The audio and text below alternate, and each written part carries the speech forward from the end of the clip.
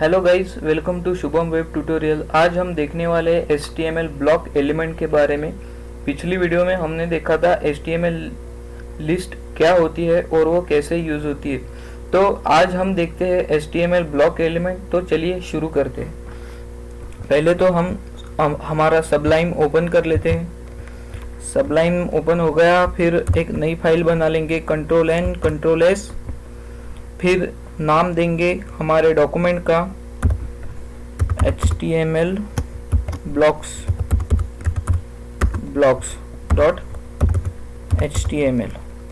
Okay, हमारा document ready हो गया है। बॉडी बना लेते हैं, बॉडी भी रेडी है। टाइटल देते हैं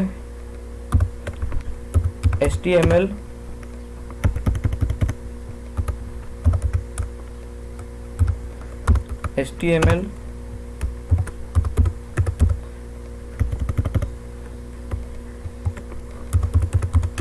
ब्लॉक एलिमेंट,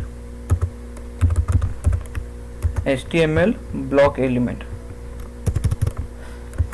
तो HTML ब्लॉक एलिमेंट को HTML ब्लॉक लेवल एलिमेंट के नाम से भी जाना जाता है। ब्लॉक लेवल एलिमेंट हमेशा न्यू लाइन से स्टार्ट होता है और उसे मिली हुई पूरी विड्थ वो लेता है। तो ऐसे HTML में बहुत सारे ब्लॉक लेवल एलिमेंट है, लेकिन आज हम 4 ऐसे ब्लॉक लेवल एलिमेंट के बारे में जानेंगे जो कि बहुत इम्पोर्टेंट है। तो पहला है हमारा हेडर टैग, जो है हेडर टैग। दूसरा है हमारा सेक्शन टैग, और थर्ड है हमारा डिव टैग, फोर्थ है फुटर टैग। तो अगर आपको ब्लॉक लेवल एलिमेंट के बारे में और भी जानना है तो आप गूगल पे जाके चेक कर सकते हैं। तो चलिए शुरू करते हैं हेडर टैग से। तो ये लिख लिया हमने, header tag opening and header tag closing. Header tag हमारा रेडी हो गया है। तो हेडर टैग रिप्रेजेंट करता है वेबसाइट के हेडर को, लाइक लोगो, ऑथरशिप इंफॉर्मेशन, नेविगेशनल लिंक। आपको जो भी इंफॉर्मेशन डालनी है हेडर टैग में आप डाल सकते हैं। वैसे तो ऑथरशिप इंफॉर्मेशन और बाकी सारी इंफॉर्मेशन के साथ ही हेडर टैग को लिखा जाता है। तो फॉर एग्जांपल में हम देखते हैं, अभी हम यहाँ पे लिखेंगे H1 टैग में, जो है हेडर ऑफ वेबसाइट, ओके। और हम उसे,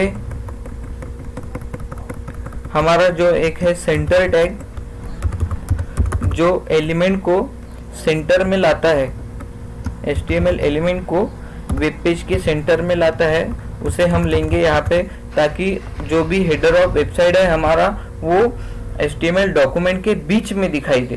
तो देखते हैं दोस्तों अभी आउटपुट क्या आता है। कॉपी फाइल पाथ, क्रोम पे गए एंड Ctrl+V। तो देखिए दोस्तों, आपने देखा अभी सेंटर टैग का यूज करके हेडर में जो भी हमने लिखा, वेबसाइट का जो हेडर है वो हमारे सामने प्रेजेंट हो गया है। तो ऐसे हेडर टैग का यूज करके हम वेबसाइट का जो हेडर है वो डिजाइन कर सकते हैं, और वहाँ पे लोगो या फिर नेविगेशनल लिंक, ऑथरशिप इंफॉर्मेशन, ऐसी सारी सब चीजें हम वहाँ पे डाल सकते हैं। तो सेकंड है हमारा section tag. Section tag define करता है सेक्शन के HTML डॉक्यूमेंट में सेक्शन को, मतलब कि जो सेक्शन टैग है हमारा वो अलग अलग सेक्शन को HTML डॉक्यूमेंट में रिप्रेजेंट करता है। तो चलिए देखते हैं सेक्शन टैग को। सेक्शन टैग हमारा रेडी हो गया है। Section tag opening and section tag closing. Section, अभी हम यहाँ पे एक सेक्शन लिखने वाले हैं। H3 में एक सेक्शन का हम हेडिंग देंगे सेक्शन टैग के अंदर। H3 में हेडिंग देंगे हेडिंग ऑफ वेबसाइट। तो हिस्ट्री ऑफ वेबसाइट लिख देते हैं, हिस्ट्री ऑफ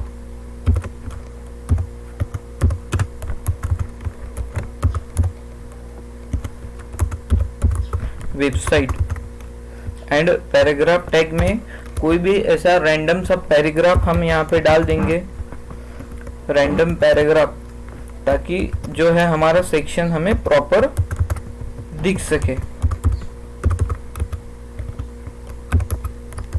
एक हमने रैंडम सा एक जो है वो पैराग्राफ ले रखा है ताकि हमारा सेक्शन हम देख सके। तो कंट्रोल एस और देखते हैं अभी हमारा आउटपुट, कंट्रोल आर। तो देखा दोस्तों आपने जो यहाँ पे हेडर में जो लिखा था, header of the website, and जो हमने H3 में जो एलिमेंट को लिखा था, जो टेक्स्ट को लिखा था, हिस्ट्री ऑफ वेबसाइट, और उसके बाद में पैराग्राफ टैग को हमने एक रैंडम सा पैराग्राफ लेके वहाँ पे डाला था, वो जो हमारा आउटपुट यहाँ पे आ चुका है। तो देखा आपने जो कि सेक्शन टैग अलग अलग सेक्शन को डिफाइन करता है। अभी हम एक और सेक्शन लेंगे, इसी सेक्शन को कॉपी कर देंगे, control C and paste and control S. देखते हैं अभी हमारा आउटपुट, कंट्रोल आर। तो देखा आपने दोनों के दोनों सेक्शन अलग अलग आ गए हैं। तो HTML ब्लॉक लेवल एलिमेंट का क्या कहना है कि ब्लॉक लेवल एलिमेंट हमेशा न्यू लाइन से स्टार्ट होते हैं और उसी मिली हुई पूरी विड्थ को वो लेते हैं। तो HTML जो ब्लॉक एलिमेंट है, जो कि ये पहला जो है हमारा हेडर, जो कि यहाँ से स्टार्ट हुआ है और यहाँ पे जो है वो यहाँ पे एंड हो गया है, लेकिन हमने वहाँ पे सेंटर टैग को दिया हुआ है, इसीलिए जो हमारा टेक्स्ट है हेडर का वो बीच में आ गया है। और यहाँ पे भी देखिए दोस्तों, ये भी सेक्शन न्यू लाइन को रिप्रेजेंट कर रहा है और ये भी न्यू लाइन को रिप्रेजेंट कर रहा है, न्यू लाइन को रिप्रेजेंट कर रहा है, और मिली हुई पूरी की पूरी विड्थ, HTML डॉक्यूमेंट की पूरी विड्थ इसने ले रखी है। तो ऐसे काम करते हैं HTML ब्लॉक लेवल एलिमेंट। और हमारा जो नेक्स्ट है वो है डिव एलिमेंट। तो डिव एलिमेंट के बारे में देखते हैं हम।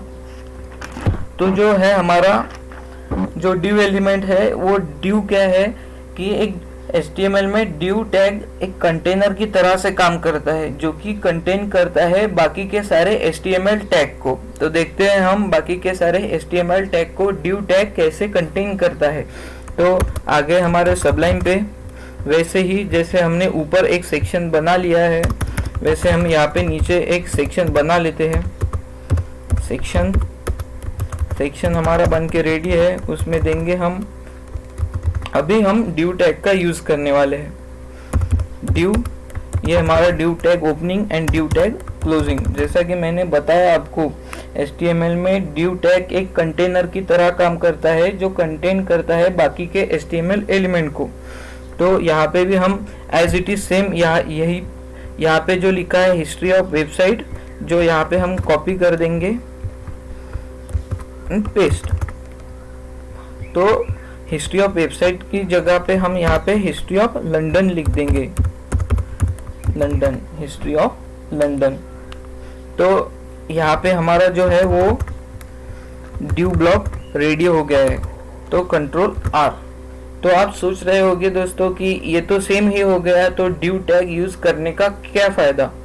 तो जैसे ऊपर के एलिमेंट को दिखा रहा है वैसे ही सेम नीचे के एलिमेंट को भी दिखा रहा है, लेकिन अगर हम CSS का यूज करके इस ब्लॉक को अगर स्टाइल देंगे तो एक अलग फॉर्मेट में ये दिखेगा। तो चलिए दोस्तों अभी हम इसको देखते हैं।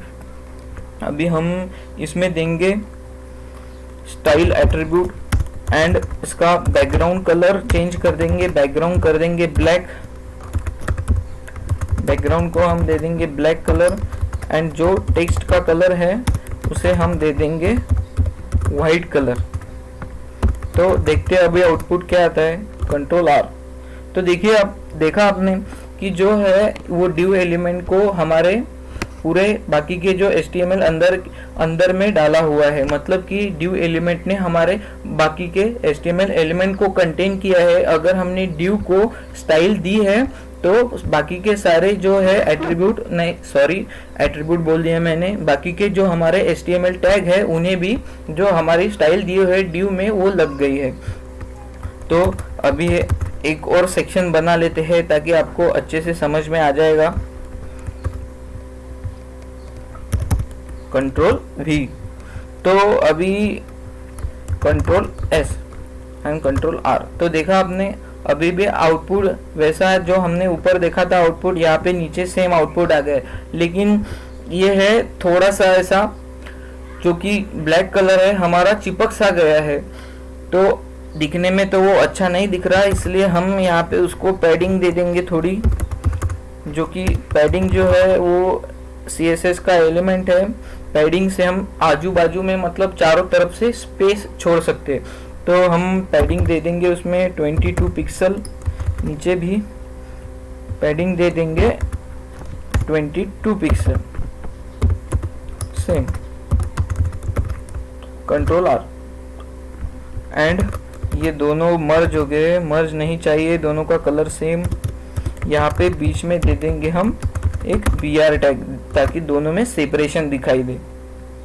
BR टैग मतलब जो हमने पहले देखा था लाइन ब्रेक टैग, जो लाइन को ब्रेक करता है, मतलब यहाँ पे एक स्पेस आ गया है BR टैग से, मतलब यहाँ से इन दोनों के बीच में से एक लाइन इसने बना दी है। तो अभी हमारा आउटपुट देखिए दोस्तों, हमारा जो आउटपुट है वो रेडी हो गया है, और देखने में HTML की वेबसाइट ऐसे ही डिज़ाइन होती है, डिव के अंदर, सेक्शन के अंदर। तो हमारा जो फोर्थ है अभी जो बचा हुआ है वो है फुटर टैग, मतलब जो है फुटर टैग डिफाइन करता है HTML डॉक्यूमेंट के फुटर को। तो देखते हैं फुटर टैग कैसे काम करता है आगे सबलाइन पे। एंड अभी जो हमारा है फुटर टैग, फुटर टैग जो हमने लिख दिया है, इसी में भी हम H1 डालेंगे। H1 टैग में लिखेंगे footer of website, footer of website, footer of website, control are.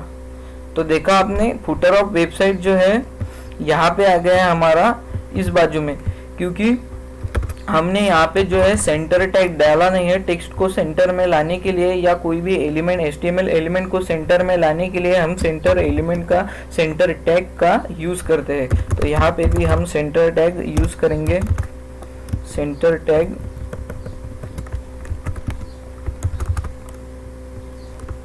Centre tag, controller. तो देखा आपने यहाँ पे जो है हमारा हेडर ऑफ द वेबसाइट आ गया है, यहाँ पे फुटर ऑफ द वेबसाइट।